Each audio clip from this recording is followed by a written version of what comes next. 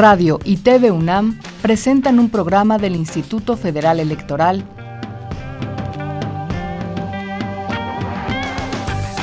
Voces de la Democracia.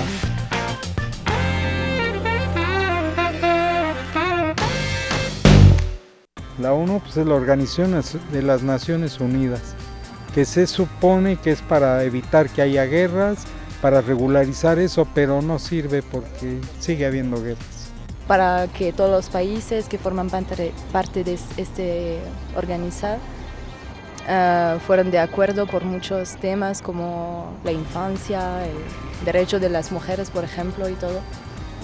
Para regular la relación entre varios países, de amistad, de trato desiguales y todo eso. Que sirve para identificar y ayudar a todas las naciones. Según para ayudar, pero no ayudan en nada. Actualmente para nada. Pues más que nada para que haya paz en el mundo. Después de la Segunda Guerra Mundial la fundaron para hacer con ese fin. Sirve para en un momento dado mediar en conflictos políticos, humanos y lo que se derive. Es un organismo que regula las acciones de los países, ya sea de forma pacífica o ve el modo de que se puede estar de un modo equilibrado. Sirve para hacer acuerdos entre países con el fin de tener la paz.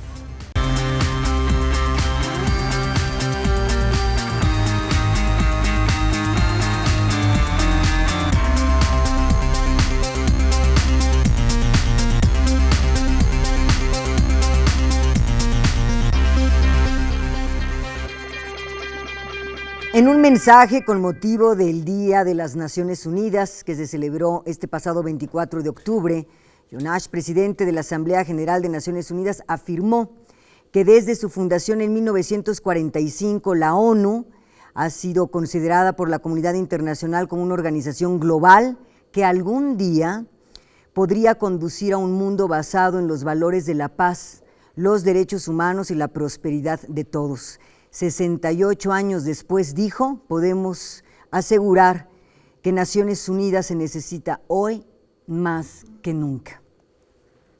Vamos a platicar si eso es así y por qué. Bienvenida Ana Paola Barbosa, coordinadora de asesores de la Subsecretaría de Asuntos Multilaterales y Derechos Humanos de la Secretaría de Relaciones Exteriores. Ana, ¿cómo estás? Muchas gracias por la invitación. Muy bien, María Elena. Muy contenta y emocionada de estar aquí en el programa con ustedes. Gracias, Ana Paola. Patricio Vallados, amigo querido, director de Gobernabilidad Democrática del Programa de las Naciones Unidas para el Desarrollo, el PNUD. ¿Qué tal, María Elena? Patricio, Ana Paola, ¿necesitamos hoy a Naciones Unidas más que nunca? Sin duda alguna, esto es una pregunta que yo creo que escuchaba yo los comentarios del público, y Naciones Unidas yo siempre he creído que es una muy buena idea. Y en efecto hay críticas, hay detractores de Naciones Unidas, es normal. Es una organización que fue creada en 1945, cuando los principios, las variables del sistema internacional eran mucho más fácil de identificar. Ahora nos encontramos en un mundo que se mueve en segundos, la escena internacional es mucho más compleja, hay más variables que tomar en cuenta, pero si tomamos en cuenta que la organización fue creada de nuevo en 45, en un marco de inicio de la Guerra Fría, en donde el concierto de naciones eran básicamente 51 países, sí, los que firmaron la carta, incluido México, era el 80% de la población en ese entonces. Ahora nos encontramos en un sistema internacional compuesto por 193 estados y la organización ahí sigue. Obviamente es una organización imperfecta, pero lo que es importante tomar en cuenta que es un reflejo finalmente de lo que es el sistema internacional. Muchas veces la gente o en el imaginario colectivo cree que Naciones Unidas es un ente, es un tercer ente, es el secretario general de Naciones Unidas, cuando nada más es una suerte de brazo ejecutivo. Pero al final del día, el corazón de las Naciones Unidas es la Asamblea General. La Asamblea General somos todos y cada uno de los 193 países. Entonces, en esa Asamblea General ves una suerte de laboratorio de lo que ocurre en el escenario internacional. Hay países poderosos, hay países menos poderosos, hay potencias emergentes. Pero lo importante es que todos tienen voz, por eso es un foro único. Patricia Vallados, ¿cómo podrías describir la capacidad de Naciones Unidas para adaptarse a un mundo que ha cambiado tanto? En 1945, bien señala Ana Paola, estaba la Guerra Fría y era como más fácil identificar dos bloques y cuáles eran los desafíos. Hoy tenemos una preocupación desde la pobreza y el hambre que pasa por derechos humanos, migrantes indígenas, hasta índices de desarrollo humano, y ahí siguen Naciones Unidas. ¿Cómo ha logrado adaptarse a un mundo tan distinto? Bueno, yo me sumaría al primer debate y creo que el propósito de Naciones Unidas fue evitar otra guerra mundial. Pues hasta ahorita afortunadamente vamos bien. Exacto. Ha servido para eso, ¿no? Después de 2 guerras mundiales se genera una organización que lo que busca es mantener la paz sobre todo. Ese es como el mandato primero. Hasta ahora creo que se ha logrado, ¿no? Digamos, podemos decir eso. Pero en efecto, como decía Ana Paula, la ONU tiene una serie de temas que llevan, digamos, el desarrollo del mundo en prácticamente todas las cuestiones que tienen que ver con la interacción de los estados, desde el derecho del mar, la agricultura, el desarrollo, la cultura, los derechos de los pueblos indígenas, los derechos humanos, lo que te imagines. Está en la agenda. Ahí está en la agenda de Naciones Unidas, y entonces son cosas que a veces son poco perceptibles, pero sí se mantiene, yo creo que la ONU como uno de los principales foros y sin duda el más importante para que los distintos países puedan trazar pues agendas de más largo aliento. O sea, ¿no? Fue un foro de deliberación, esto es importante, nos decía un ciudadano que participó en el programa. Su labor es evitar guerras y siguen las guerras, Naciones Unidas no sirve para nada. Valdría la pena como subrayar este espacio que busca justamente eso, que parece fácil pero que no lo es, hablar, negociar, deliberar. Así es, y creo que lo que es importante tomar en cuenta es que el sistema internacional es hasta cierto punto caótico, ¿no?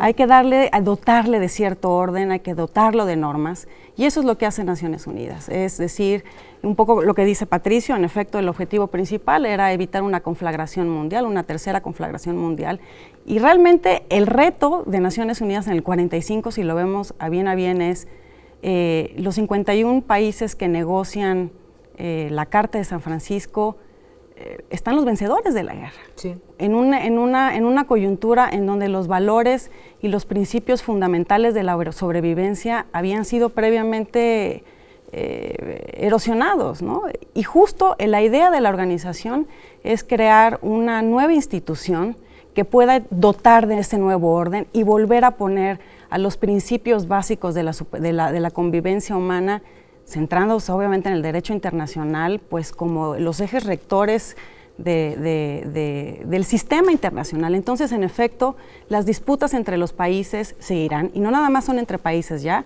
las amenazas son intraestatales también, cosa que Naciones Unidas nunca lo avisoró en un principio, en 1945, pero estás creando, hay órganos encargados de mantener la paz y la seguridad internacionales, y entonces recurres a ellos para poder dar y dotar un poco más de orden al sistema internacional.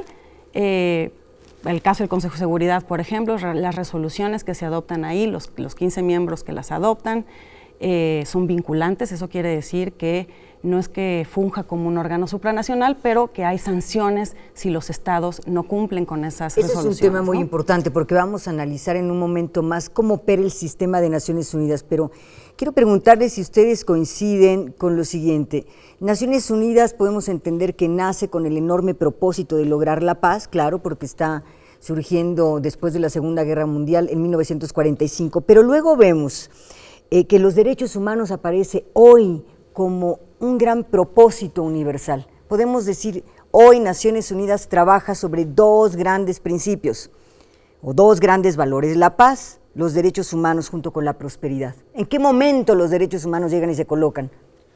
Bueno, la agenda de derechos humanos se dio justo en el marco de las Naciones Unidas. Desde su creación,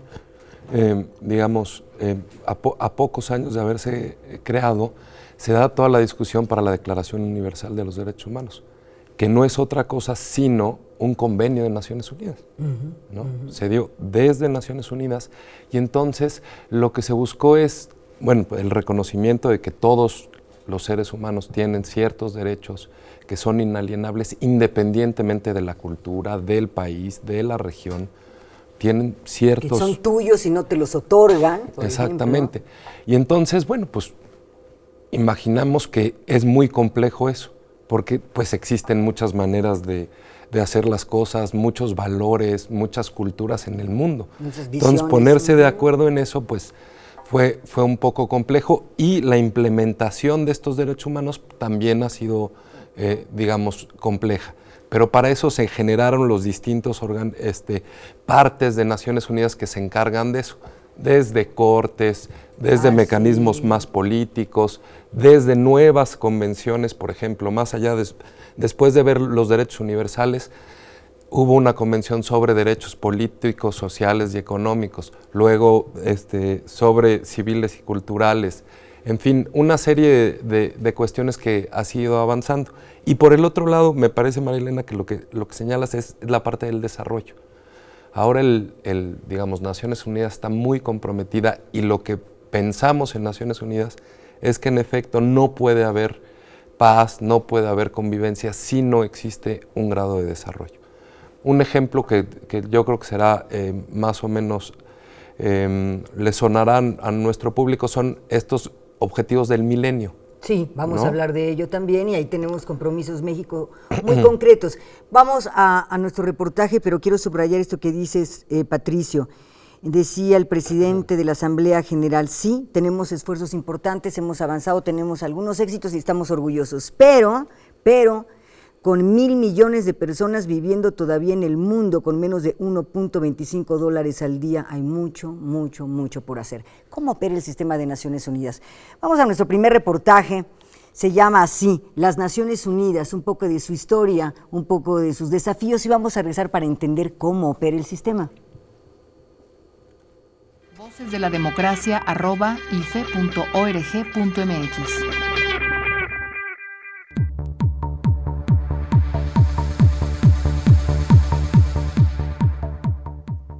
Las Naciones Unidas, término acuñado en 1942 por el entonces presidente de los Estados Unidos, Franklin Delano Roosevelt, designaba a 26 naciones aliadas que se comprometían a luchar contra las potencias del eje Berlín-Roma-Tokio. 3 años después, el 26 de junio del 45, finalizada la guerra y ya con el presidente Truman a la cabeza del gobierno estadounidense, 51 países se reunieron en San Francisco para redactar la Carta de las Naciones Unidas. Tras la firma del documento, el mandatario norteamericano dijo: "La Carta de las Naciones Unidas que acaban de firmar es una base sólida sobre la cual podremos crear un mundo mejor. La historia les honrará por ello. Entre la victoria en Europa y la victoria final, en la más destructora de todas las guerras, han ganado una batalla contra la guerra misma. Gracias a esta carta, el mundo puede empezar a vislumbrar el día en que todos los hombres dignos podrán vivir libre y decorosamente". Las Naciones Unidas empezaron a existir oficialmente el 24 de octubre de 1945. Desde entonces, se celebra todos los años en esa fecha el Día de las Naciones Unidas.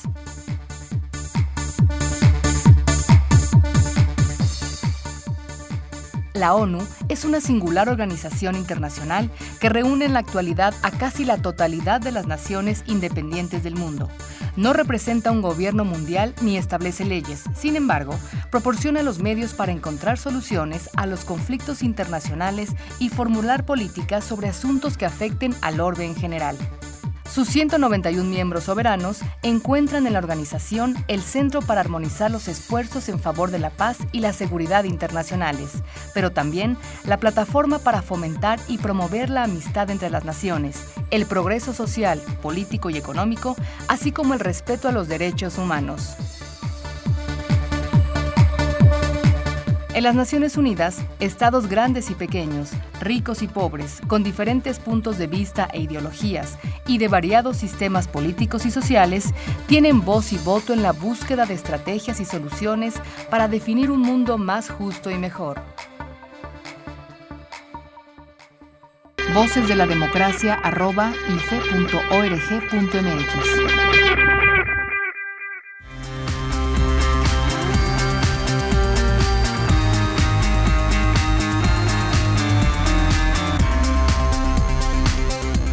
La agenda de Naciones Unidas es amplísima. Va desde la pobreza, el hambre, la educación, desigualdad, mortalidad infantil, salud materna, VIH, SIDA, medio ambiente y desarrollo. Todos ellos son los 8 puntos de los compromisos del milenio que vamos a abordar un poco más adelante y saber qué cuentas va a entregar México al respecto. Pero además de eso tenemos, por ejemplo, temas como el de Siria o crisis muy coyunturales como el tema del espionaje. En fin, la agenda es muy, muy vasta. ¿Cómo Naciones Unidas puede entrarle a estos temas? ¿Cómo opera el sistema? Tenemos una Asamblea General, tenemos un Consejo General, un Consejo de Seguridad y tenemos muchas agencias de Naciones Unidas. Platícanos al respecto, Ana.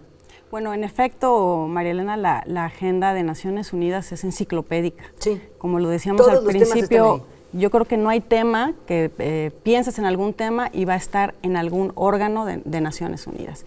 Naciones Unidas, yo creo que aquí, para el público auditorio, creo que es muy importante que tomemos en cuenta que Naciones Unidas somos cada país, principalmente. Las Naciones Unidas tienen órganos principales, el órgano principal, el universal por excelencia es la Asamblea General, en donde todos los países miembros, los 193, de nuevo, voz? tenemos un escaño, tenemos voz y tenemos un voto. Aquí el voto de Tuvalu, de Palau, tiene el mismo peso que el voto de los 5 miembros permanentes del Consejo de Seguridad, de Rusia, China, de los países más poderosos. ¿Cómo se delibera en la Asamblea? La Asamblea General es importante pensar en ella como un gran parlamento. Es el parlamento del mundo, en donde cada estado tiene un escaño de nuevo y en donde se refleja realmente, es un microcosmos de lo que es el sistema internacional. ¿Se acuerdan de la Guerra de las Galaxias cuando están ahí todas las galaxias? Exacto. Eso es un poco Naciones Unidas. Y si vieras, y arquitectónicamente la Asamblea, esta es la imagen que todo mundo tenemos cuando pensamos en Naciones Unidas. La primera imagen gráfica que tienes es precisamente la Asamblea.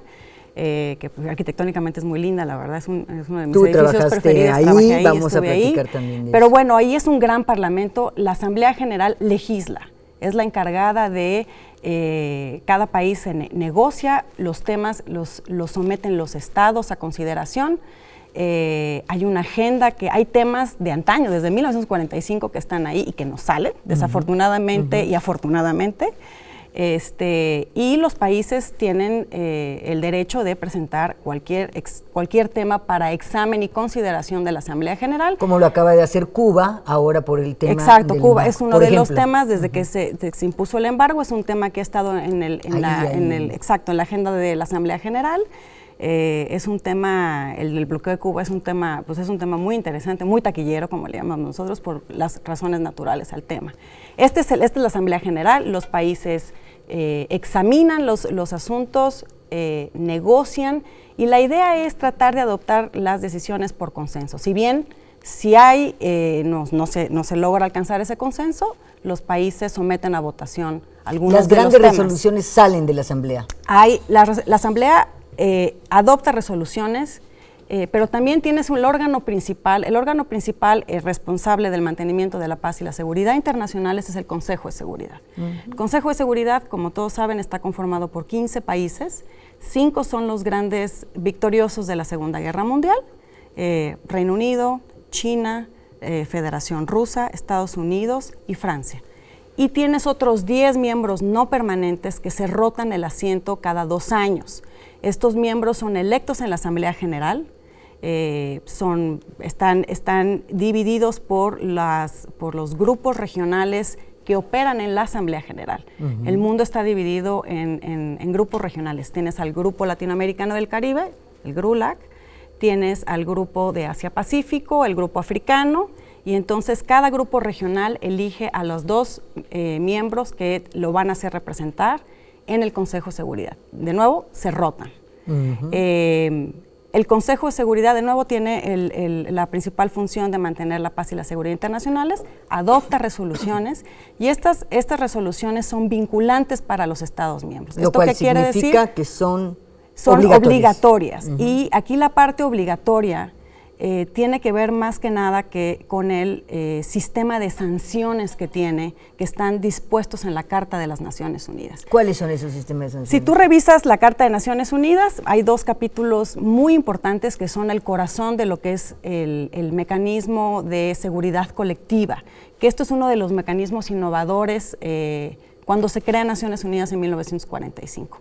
Tenemos que recordar que Naciones Unidas parte de la experiencia del fracaso de lo que fue la Sociedad de Naciones.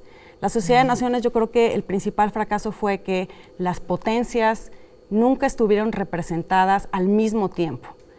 Naciones Unidas, todos los padres fundadores, los países que negocian, sobre todo Roosevelt, Churchill y Stalin, que fueron, digamos que los actores, los protagonistas de San Francisco, además con la serie de estados que estaban trabajando ahí, se dieron cuenta desde un punto de vista muy personal que Naciones Unidas tenía que ser una suerte de síntesis entre idealismo y realismo. La Sociedad de Naciones había operado en un mundo en donde no se le garantizaban a las potencias ejercer sus intereses y sus derechos en el marco de asimetría que pues ellas requerían. Entonces, cuando se crea Naciones Unidas, se crea este Consejo de Seguridad y los 5 victoriosos de la Segunda Guerra Mundial dicen, bueno, pues yo en efecto tengo un poder claro vis-a-vis otros estados, entonces yo necesito que haya un órgano, sobre todo aquel órgano que va a estar encargado de decidir las principales soluciones a los conflictos internacionales, pues yo tengo un peso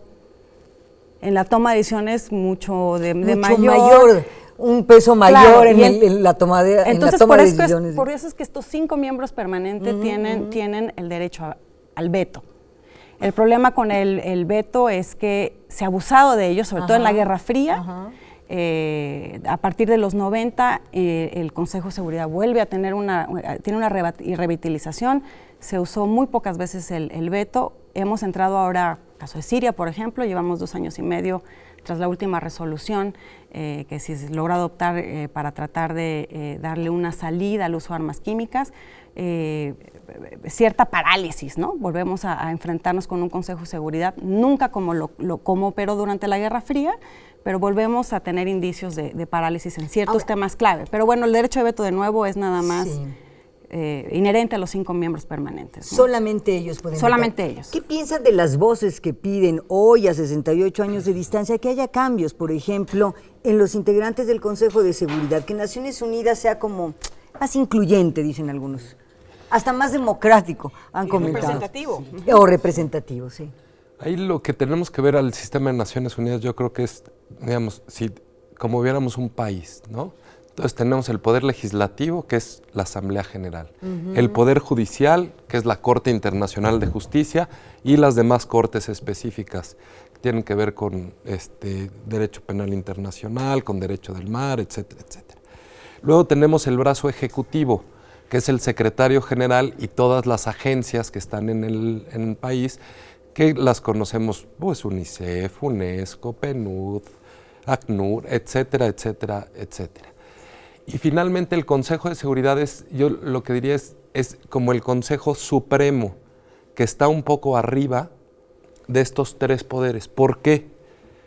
De nuevo, porque lo que se trataba era evitar una nueva guerra mundial que destruyera al mundo. Y entonces para eso tenían que estar representados los poderes verdaderos y reales, ¿no? Los que ganaron esa guerra. Los que ganaron y los que tenían el poder finalmente de, como decía Ana Paula, de garantizar la paz y la seguridad mundiales. Es decir, no es apelar a que los estados partes se portaran bien y no invadieran a otro o que no lo volvieran a hacer. No, se trataba justo de evitar este tipo de violencia entre estados como se había venido dando pues durante toda la historia y que hoy se da, pero en unas medidas mucho menos, digamos, onerosas para la estabilidad mundial. De ahí que este Consejo de Seguridad, cuando actúa, justo como decía Ana Paula, conforme a los poderes que tiene en este capítulo 7º de la Carta, es cuando él puede dictaminar el uso de la fuerza legítimo a nombre de todas las naciones. Es decir, tiene unos poderes que se usan poco, pero que permiten en un momento dado y de suficiente gravedad darle orden. Eso, digamos, se vuelve un poco complejo si se diluyera, ¿no? Pongamos que ahora ya vamos a ser todos democráticos y el Consejo de Seguridad va a tener a miembros que se van a insacular o que se van a elegir. Y entonces, de nuevo, un país invade al otro y el presidente del Consejo de Seguridad es Palau y está otro país que, digamos, que no nos imaginamos. Y entonces le dicen a una potencia mundial, oye, ya no hagas esto y no te portes mal. Digamos, parecería un poco complejo que estas grandes potencias y estos países poderosos puedan o hagan caso a otros países que, en fin, pues así es el estado del mundo y el sistema un poco lo que busca es mantener esta estabilidad. Evidentemente hay mucho y de dónde mejorar y mucho por democratizar y mucho por abrir. Pero digamos que en este sistema el problema es que si nos falla una reforma, pues puede tener consecuencias para todo el mayores. Mundo. México y Naciones Unidas, ¿cuáles son nuestros desafíos? ¿Cuáles son nuestro trabajo y nuestro compromiso específico, los compromisos del milenio y particularmente con el PNUD, el Programa de las Naciones Unidas para el Desarrollo? En fin, México en el concierto de las naciones. Vamos a nuestro siguiente reportaje y regresamos al estudio. Voces de la Democracia @ife.org.mx.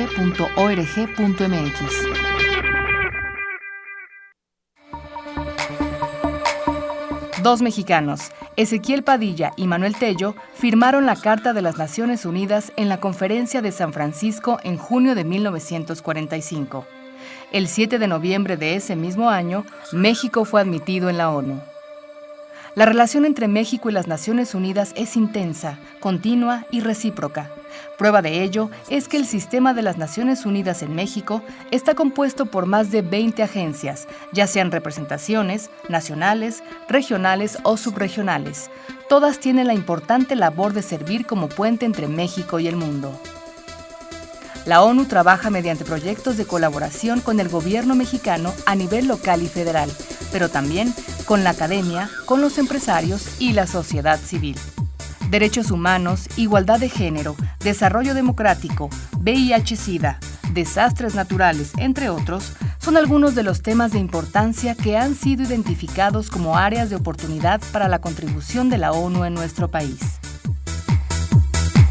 Por su ubicación geográfica y liderazgo en la región, nuestro país ha participado de forma activa en el desarrollo de las Naciones Unidas, ya sea aplicando de manera coherente y efectiva los principios de la organización al interior de la nación, ya como puente entre otros países de la región.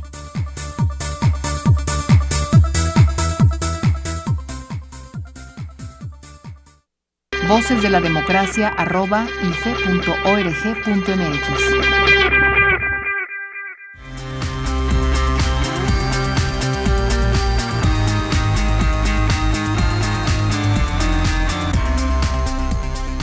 México y Naciones Unidas. Ana, tú conoces muy bien, tú estuviste trabajando en la Embajada de México en Washington, fuiste jefa de gabinete, también estuviste en la misión permanente de México ante Naciones Unidas en Nueva York. ¿Conoces bien de qué se trata? ¿Cómo describirías la relación de México con Naciones Unidas y algunos cambios? Vamos a recordar que, por ejemplo, México fue parte del Consejo de Seguridad y el debate era, ¿debemos entrar? No, qué peligroso es que nuestra relación con Estados Unidos, en fin, platícanos al respecto. Pues no soy una iniciada en Naciones Unidas porque, insisto, la agenda es kilométrica y es muy difícil ser experta en todos los temas, pero bueno, yo creo que México ha sido un actor clave en las Naciones Unidas, somos un actor con mucho liderazgo. Uno cuando es delegado se da cuenta de ese liderazgo porque la gente, la comunidad internacional te pregunta a México qué va a hacer, qué va a votar, viene con alguna iniciativa Y ahí es cuando uno se da cuenta del peso específico realmente que tiene México en el Concierto de las Naciones. Temas muy concretos en materia de derechos humanos, tenemos, por ejemplo. Y yo creo que el liderazgo se lo ha ganado México de nuevo desde 1945. Fuimos actores clave en la Conferencia de San Francisco. No estuvimos en las redacciones previas de la Carta en Dumbarton Oaks, pero sí fue nuestro premio Nobel fue uno de los que enseguida enmendó el documento con propuestas muy puntuales y que siguen y que quedaron en la Carta, incorporadas en la Carta de las Naciones Unidas. Pero México ha sido un actor clave en temas que son los grandes pilares de las Naciones Unidas. Hablo de la Agenda de Desarme, por ejemplo, y no proliferación, más sobre todo la Agenda de Desarme. El Tratado de Tlatelolco es la primera zona libre de armas nucleares en el mundo. Realmente era un elemento muy innovador. En el Consejo de Seguridad me encanta que me preguntes sobre eso, porque es un tema que México ha discutido de manera muy sana. Este es un tema que ha trascendido la Cancillería, los muros de la Cancillería, si bien dentro de Tlatelolco también habíamos tenido una división interna muy sana de nuevo, porque este dilema de si debemos estar participando automáticamente en el Consejo de Seguridad, que ahora creo que ya llegamos a hacer ese ejercicio. Te comentaba que si bien es difícil hablar de una política exterior de Estado, porque obviamente nuestros principios de política exterior son muy flexibles y se acomodan a los intereses del país y en las coyunturas, pero creo que lo que sí puedo casi asegurar es que estamos sobre todo desde 2000, que fue cuando se dio un viraje de 359 grados y decidimos voluntariamente regresar al Consejo de Seguridad, porque lo que la gente se le olvida es que México fue miembro del Consejo de Seguridad en 1946 durante un año. Volvimos en los 80, ahí en una diferencia entre Colombia y Venezuela, que no se lograban poner de acuerdo, y México entró como el candidato a compromiso, pero no fue realmente una decisión voluntaria, y no fue sino hasta 2000 que se decide regresar. Fue un debate, de nuevo, que estaba en los titulares, a 8 columnas en los medios, y pues yo que soy diplomática de carrera, la verdad es que pues de eso pedimos nuestra limosna, ¿no? Queremos que la política exterior sea lo más entendible y se pueda concretizar. Y fue un debate que nos costó mucho trabajo por lo que dices, María Elena, un poco la disputa a grandes líneas era por qué queremos estar en el Consejo de Seguridad examinando temas y decidiendo sobre temas que son... Si vamos a pagar ese precio. O que se sienten muy lejanos a la agenda mexicana, ¿no? Tenemos que recordar que el 70% de los temas en el Consejo de Seguridad son conflictos intraestatales e interestatales en África. ¿Por qué es importante estar? Es importante estar porque es la principal mesa de toma de decisión internacional sobre los asuntos de mantenimiento de la paz y la seguridad internacional. ¿Es una cuestión de prestigio? Sí es una cuestión de prestigio, pero México tiene el suficiente capital político, tiene las credenciales, tiene la autoridad moral para poder estar participando en estas mesas y tener iniciativas. Somos un país que media, somos un puente natural. Tenemos un récord en materia de derecho internacional que pocos países lo tienen, por mucho que en derechos humanos en efecto tenemos una situación nacional llena de retos, pero es un país que a nivel de ratificación de instrumentos de derechos humanos estamos bien, la norma está ahí y hay un reconocimiento de México. Entonces México debe de seguir participando en estas mesas. ¿La doctrina Estrada sigue siendo, digamos, un pilar en nuestra política exterior? Sigue siendo, es un pilar, pero hay que entender la doctrina Estrada no como un impedimento, María Elena. El hecho de poder dar soluciones a los conflictos globales no quiere decir que estés interviniendo en la soberanía de un país. La gente también se le olvida que, por ejemplo, para el caso de las operaciones de mantenimiento de la paz, una operación de mantenimiento de la paz de Naciones Unidas se autoriza por el Consejo de Seguridad, pero uno de los principales criterios para el despliegue de esa operación de paz es que el Estado en donde va a ser el Estado huésped de esa operación de paz necesita dar su consentimiento. Claro. Entonces ahí no hay una transgresión de la soberanía, es un acto que está sancionado por la comunidad internacional y México tiene mucho que aportar y tenemos que estar en estas mesas de toma de decisión internacional porque el mundo así nos ve, María Elena. muchas veces a mí me frustra un poco, como diplomática, de nuevo, interesada y apasionada de la política exterior, de repente nos miramos demasiado al ombligo. Cuando el mundo, la comunidad internacional, pregunta, bueno, ¿y por qué estás ausente en este Quizás debate? pensamos demasiado en lo interno, por otro lado, y no vemos con la suficiente objetividad nuestro papel en el mundo. Quizás nos vemos como menores de lo que somos. Patricia, y la gente no nos ve así. O sea, la comunidad internacional... Afuera no, pero nosotros sí nos vemos de esa manera. La comunidad internacional se extraña cuando México está ausente de los grandes debates y de las grandes líneas de argumentación globales. Entonces, tenemos poca cabida, la gente no puede, la comunidad internacional, en el momento en que tú esgrimes argumentos de corte muy doméstico, los entienden, pero no los digieren, ¿no? Entonces es el mundo que pide más presencia de México también. Y tenemos ahí un desafío. ¿Cómo describirías, por un lado, Patricio, ese papel que hemos jugado en Naciones Unidas desde 1945 y particularmente el trabajo que estamos haciendo con el programa de Naciones Unidas para el Desarrollo? Tenemos un índice, un indicador del desarrollo en el que, por cierto, hemos caminado, digo, con dificultades, pero ahí tenemos un indicio ciertamente positivo.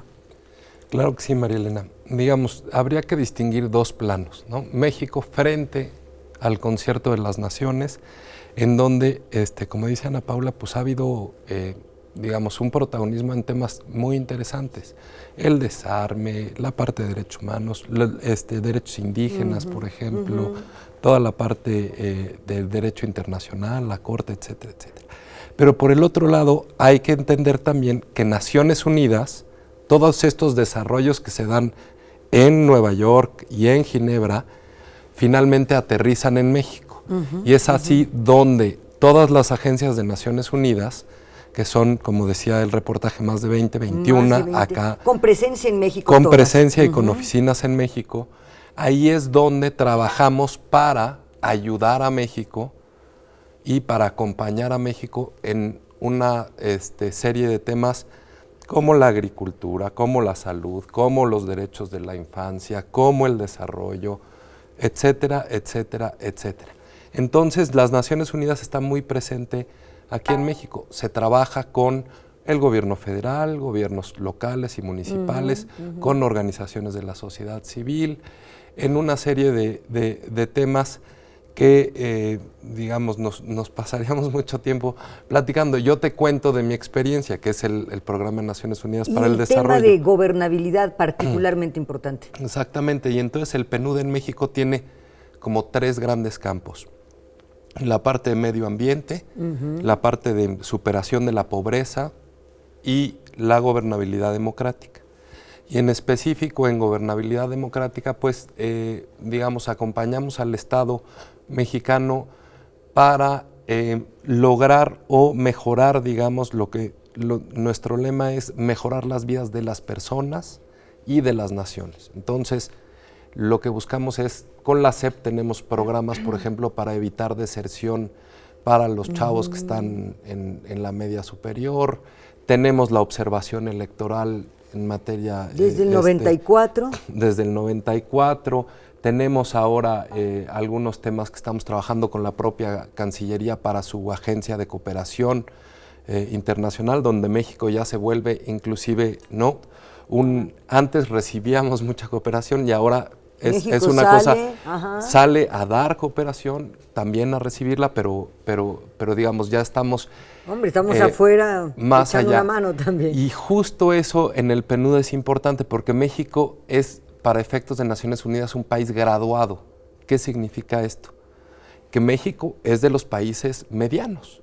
Digamos, ya no somos de los países de abajo que hay que ayudar y que hay que cuidar mucho, no. Ya Naciones Unidas espera mucho de México, México contribuye mucho a las Naciones Unidas. ¿Tenemos algún parteaguas en ese cambio de ser, sí, por favor, échenme una mano a salir al mundo con, digamos, otro papel? Para efectos del PNUD, hasta donde me acuerdo, y si no Ana Paula nos corregirá, tengo que a partir de 2008 México ya es un país de renta media. De renta media. Nos van a explicar muy bien qué es esto de renta media. Y entonces básicamente lo que significa es que ya estamos en un grado de desarrollo tal que ya, digamos, todos los programas de Naciones Unidas en países que que están, digamos, con unos retos mucho mayores, pues ahí se otorgan recursos, se centran mucho con poblaciones con pobreza pues muy, muy fuerte. Y México lo que pasa es que es un país, digamos, bueno, yo creo que como muchos países, donde hay muchos Méxicos, ¿no? Tenemos partes de México muy desarrolladas. Estamos por encima de la media regional, pero también nos dice el PNUD, tenemos unas brechas entre pobreza y riqueza todavía muy, muy claras. Sí, ¿no? sí. Y los municipios pobres de México tienen pues niveles de los países más pobres de África. ¿No? Esta desigualdad influye sin ninguna duda con un tema en el que el PNUD está jugando un papel muy importante y tiene que ver con la manera en que se utiliza este poder para poder mejorar la vida de las personas. Es decir, cuando nos dice Naciones Unidas queremos un mundo de prosperidad, tenemos que cumplir ciertos estándares internacionales, cumplir ciertas metas para poder avanzar en este sentido. ¿En dónde están nuestros desafíos principales en esta, digamos, desigualdad brutal de México, Patricio? Marilena, a mí es una de las cosas que se me hacen como uno de los grandes éxitos de Naciones Unidas y del PNUD.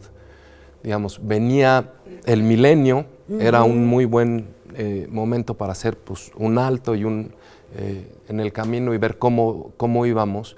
Y entonces un grupo de países, que después ya fue la totalidad de la comunidad, dijeron, bueno, necesitamos ponernos, no queremos la paz muy grande y que se acabe la pobreza y que todos seamos buenos, no, tenemos que ser más específicos. Concretas, ¿no? Exacto. Ajá. Y entonces, por ejemplo, dijeron, ¿qué es una de las cosas que lastima a las sociedades? Que se mueran las mujeres dando a luz. Así es, ¿no? Salud materna. Que los índices de gente que se muere de SIDA. Así es. Que la desigualdad entre los sexos. ¿No? La desigualdad entre los sexos. Y entonces, a partir de eso, se pusieron ciertas metas aspiracionales. Es decir, ¿no? Nadie va a sancionar económicamente a los países, pero lo que se buscaba es que todos los países se centraran en cosas muy específicas para poder mejorar la vida de las personas de manera muy concreta. Entonces ha sido un ejercicio que la verdad es que ha ayudado mucho a muchos países para tener ciertos estándares. Exactamente, de poquito en poquito, que sea medible, que sea comparable entre los distintos países. Y México, digamos, ha mejorado mucho y ha progresado mucho ya. Creo que en este año se va a dar el reporte de México de cómo se van a empezar a definir temas. Vamos a entregar cuentas pronto porque, claro, y ahí platícanos muy brevemente, Ana, antes de ir a nuestra siguiente sección. ¿Cuál era el clima en el año 2000? Efectivamente, como dice Patricio, empezaba el milenio, hay que cumplir ciertas metas, todos se sumaron. Vamos de regreso a platicar qué va a entregar de cuentas México sobre los compromisos del milenio y sobre las recomendaciones de Naciones Unidas. Pero digamos, háblanos de la atmósfera en el año 2000 para que se diera esto, los compromisos del milenio. Es en seguimiento a lo que dice Patricio, en efecto, en el 2000 hay que partir de la premisa que la pobreza es un fenómeno multidimensional. ¿No? Pobreza no se mide nada más a partir de una falta de ingreso o falta de inclusión financiera. La pobreza tiene una arista que tiene que ver vinculada con aspectos de salud, aspectos de educación, aspectos de cuotas de equilibrio de géneros, y entonces se crean los famosos objetivos de desarrollo del milenio, son 8, como tú los mencionaste ahorita, María Elena, y la fecha límite obviamente era el 2015. Había que poner un poco, dotar, mañana, de nuevo, sí, claro, dotar de orden a todo el aspecto de desarrollo, ¿no?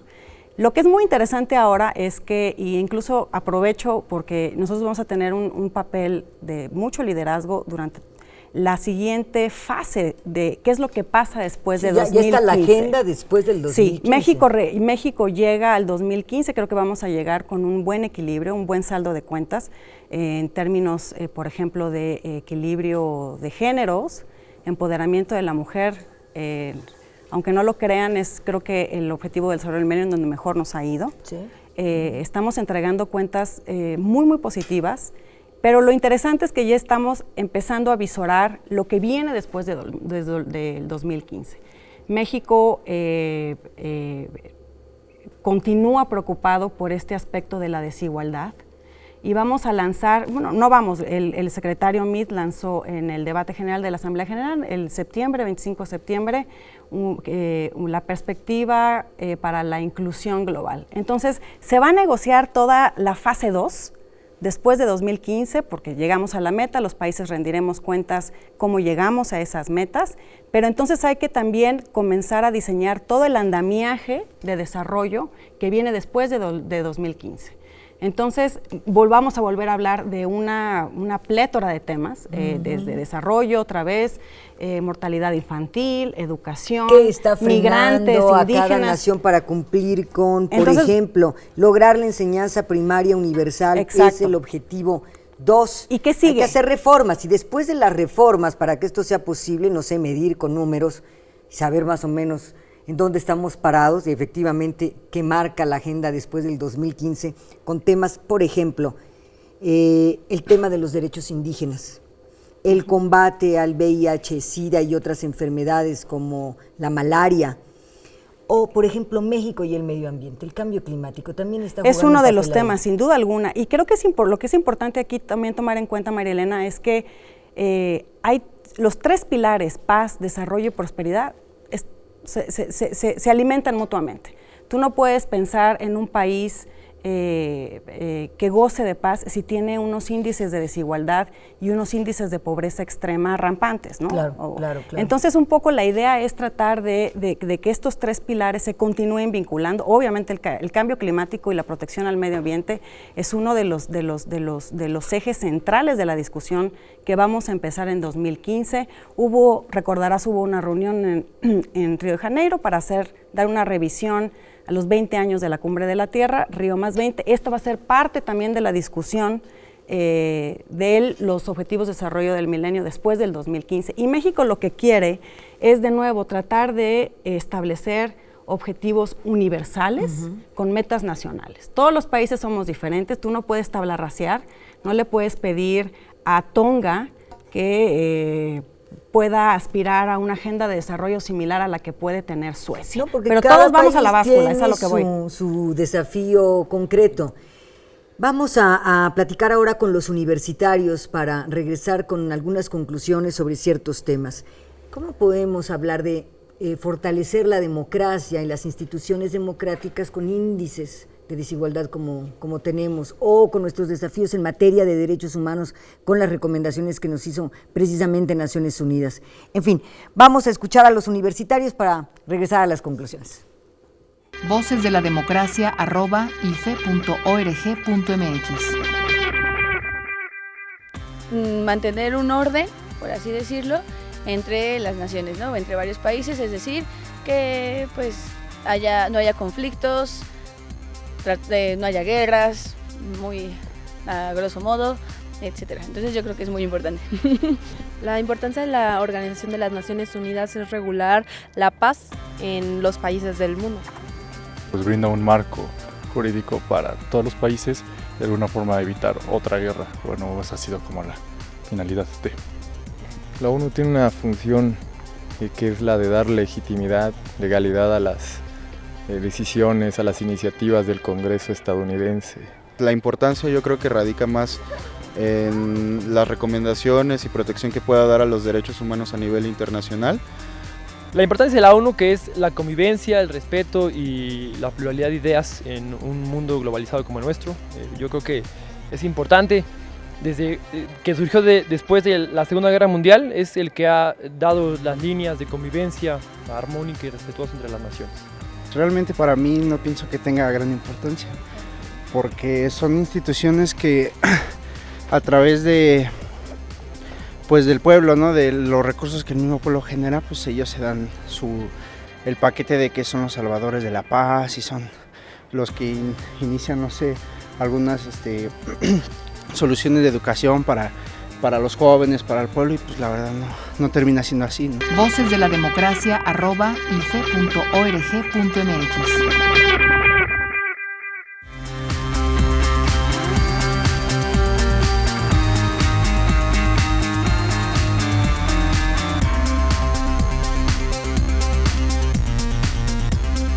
Las cuentas de México. Patricio Vallados, director de Gobernabilidad Democrática del PNUD. ¿Cómo podemos hablar de consolidar nuestras instituciones democráticas? ¿Cómo podemos hablar de democracia cuando tenemos un problema con derechos humanos?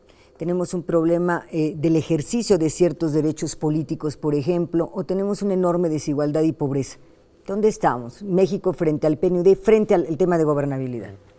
Bien, Marilyn, es importante señalar que en efecto el tema de gobernabilidad se va a incluir probablemente en la agenda post-15 porque precisamente es un elemento fundamental para que los estados vivan en paz y puedan tomar las decisiones. Gobernabilidad para el auditorio? Bueno, pues justo la gobernabilidad, yo lo diría en términos muy sencillos, que es la capacidad que tiene un estado para hacer que las distintas voces y los distintos sectores puedan convivir de manera pacífica y se llegue, digamos, a acuerdos básicos que permitan la vida en comunidad, ¿no? Eso digamos, es gobernabilidad. Básicamente, México está muy bien en gobernabilidad. Digamos, estamos en un programa del Instituto Federal Electoral que es, digamos, uno de los líderes en materia electoral a nivel mundial. El Tribunal Electoral del Poder Judicial de la Federación también lo es. Digamos, la agenda de México para asistir a otros países en materia electoral es muy amplia. Pero dicho esto, que tenemos una democracia procedimental muy acabada y muy sofisticada, tenemos retos que son enormes, que tienen que ver con las otras cuestiones de la democracia que parten por el desarrollo. O sea, no sale bien el tema del voto, digamos. El pero tema más del allá voto de y de tenemos... contarlo y de que gane quien más votos haya tenido, pero lo que sí tenemos que darnos cuenta es que es muy difícil que personas que no reúnen o que no tienen lo suficiente para, digamos, apenas para sobrevivir, no para mucho, es muy difícil plantear que tengan, digamos, a salvo sus derechos políticos, exacto, que se crean ciudadanos, que participen, que exijan sus derechos, esas cosas que, digamos, que son muy complejas y muy difíciles en sociedades o en capas de la población, pues que se dedican a trabajar todo el día para subsistir, no más, ¿no? México es líder en todo lo que tiene que ver con medición, es decir, hablábamos de Coneval, hablábamos del INEGI. Cuando hablamos de que en el 2015 se va a incluir este tema de gobernabilidad, me imagino que tendríamos que hacer una operación para saber en qué momento estamos avanzando con números, ¿verdad? Para poder, en blanco y negro, y qué papel vamos a jugar. Y además, no solamente al interior de México, digamos en América Latina, porque regionalmente tenemos un papel importante en esta materia. Sin duda, y digamos bajo esta premisa de si no lo puedes medir, no lo puedes mejorar, ¿no? Claro. Si no tienes una manera de medir qué es lo que buscas, no puedes trazarte metas para abrir. Eso va a ser muy importante y yo creo que México podrá jugar un papel fundamental. Inclusive hubo una delegación esta misma semana del INEGI que fue al Centro de Gobernabilidad de Oslo, en Noruega, del PNUD, y justo ese es uno de los temas que se está empezando a platicar.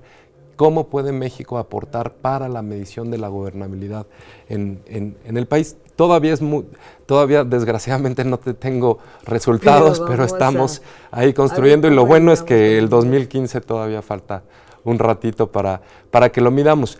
Pero en efecto, y en la parte latinoamericana, bueno, en fin, pues es una región que fíjate que en términos de democracia ha avanzado una enormidad, digamos, en las últimas décadas y ahora es muy estable. El problema que tiene la región, paradójicamente, es la violencia. Es decir, hay una paradoja de por qué sociedades más democráticas no tienden a ser menos violentas. Uno pensaría eso, más ¿no? democracia, menos violencia. Pero desgraciadamente no es así y el fenómeno de la violencia a nivel regional se ha visto, digamos, muy a la alza y en contraposición con las demás regiones del mundo, ¿no? Es un fenómeno que, en fin, pues, está ahí presente y es un desafío brutal porque pega pues, en todo lo demás, evidentemente. En toda la calidad de vida de las personas. A manera de conclusión, Ana, no quiero despedir el programa sin tu muy breve consideración sobre las recomendaciones de Naciones Unidas en Ginebra en materia de derechos humanos. Bueno, fue un ejercicio muy interesante, María Elena. Es la segunda vez que presentamos nuestro informe de la situación de los derechos humanos en México. El primero fue en 2009. La verdad es que también hay que tomar en cuenta la importancia del mecanismo. El Consejo de Derechos Humanos es un nuevo órgano relativamente en Naciones Unidas, que crea en 2006. ¿Y por qué se crea? Porque el órgano previo, que era la Comisión de Derechos Humanos, empieza a desgastarse, no empieza a ser un andamiaje eficiente ni eficaz para medir la situación de los derechos humanos. Por el contrario, se politiza. Empieza un ejercicio de identificación, quién es el culpable, quién tiene un récord de derechos humanos pobre, y empiezan todo este ejercicio, estas evaluaciones unilaterales. Se acaba con eso, se crea un nuevo órgano, que es el Consejo de Derechos Humanos, y justo para evitar los errores que cometió la Comisión de Derechos Humanos, se crea este mecanismo. Todos los 193 países, grandes o pequeños, rendimos, comparecemos ante es una evaluación multilateral entre pares que nos sitúa de manera igualitaria con todos los países. Fue mal, sentimos a la hora de los números, pasamos de 80 y tantas recomendaciones a 180, o de 90 y tantas más bien a 180, y decimos, estamos empeorando en derechos humanos. ¿Qué nos dices sobre eso? Qué bueno que me haces esa pregunta, porque creo que todo es comparativo, uno. Dos, hay más recomendaciones en esta segunda evaluación porque, como todos ustedes saben, México adoptó la reforma constitucional en 2011. La norma ya está ahí, es la reforma constitucional que ha ampliado los derechos de manera más relevante y significativa desde la promulgación de la Constitución en 1917, y muchas de las recomendaciones que van a encontrar, que van a leer eventualmente en el informe, son recomendaciones que son la segunda fase es la parte de instrumentación de la norma. La comunidad internacional, fueron 80 y tantos países los que participaron en la evaluación, preguntando, bueno, ¿y qué van a hacer con esto? ¿Cómo van a hacer lo otro? ¿Cómo van a operativizar esto? ¿Cuál va a ser la ley secundaria? Entonces, muchas de esas recomendaciones tienen que ver con los pasos, pues los avances que ha dado México, sobre todo desde 2011. Ahora, la agenda de derechos humanos es una agenda que no termina. Sí. La agenda de derechos humanos es una agenda que siempre nos va a ir presentando un estándar más arriba del otro, la barra se va a ir subiendo. Una nueva exigencia. Exacto. Para decirlo y entonces de creo modo. que es importante que, en efecto, tenemos muchísimos retos internos, no estoy diciendo que no, pero si no tenemos este tipo de estándares internacionales que vienen de la comunidad internacional, México la verdad que con una actitud de apertura y de escrutinio a la comunidad internacional, pues como en pocas veces se ha visto, díganos, recibimos visitas de relatores especiales de los diferentes temas que tenemos. México, el próximo año tenemos programados 4 visitas. Exacto, desde 1900, esto fue un viraje que dimos más o menos en 1998, 1999, y que hemos seguido en esta apertura, en un diálogo. Estamos abiertos a que nos digan, en efecto, aquí tienes que corregir, México corrige, y vamos a tratar de presentar pues las reacciones, esas recomendaciones antes de marzo del 2014. Estamos rendiendo cuentas, que creo que lo importante del ejercicio es ese ejercicio de rendición de cuentas periódico. En la materia, ¿no? Y además entregar resultados. Ana Paula Barbosa, muchísimas gracias, coordinadora de asesores de la Subsecretaría de Asuntos Multilaterales y Derechos Humanos de la Secretaría de Relaciones Exteriores. Vamos a estar atentos con los resultados de México en materia de derechos humanos, entre otros desafíos. Ana, muchas gracias. María Elena, encantada de haber estado contigo. Patricio Vallados, director de Gobernabilidad Democrática del Programa de las Naciones Unidas para el Desarrollo PNUD. Gracias, Patricio, como siempre. Gracias, María Elena, y un saludo a todos y al IFE. Y estaremos también atentos para ver qué cuentas entregamos al respecto. Gracias a usted por acompañarnos en Voces de la Democracia. Soy María Elena Cantú. Hasta la próxima.